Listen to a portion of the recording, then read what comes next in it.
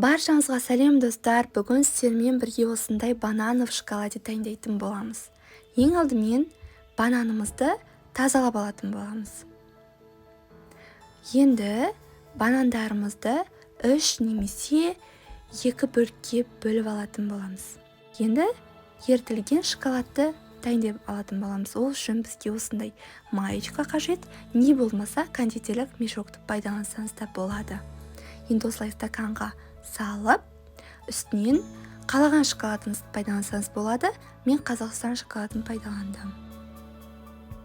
Осылай бөліктерге бөліп салатын боламыз.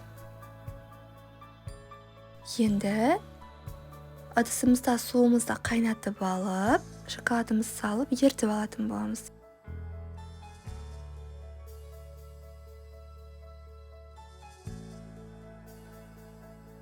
Шпажканы бананға кіргізіп, осылай шоколадқа малып алатын боламыз. Бір бананға 100 грамм шоколад кетті, сонда 2 бананға мен 200 грамм шоколад пайдаланамын.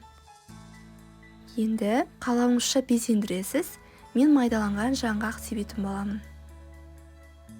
Және де холодильник қандырумен әрледім. Міне достар, біздің бананы в шоколаде тәттіміз дайын. Барлықтарыңызға ас болсын. Арнама жазылып қоюды ұмытпаңыз. Келесі видеода көріскенше сау болыңыз.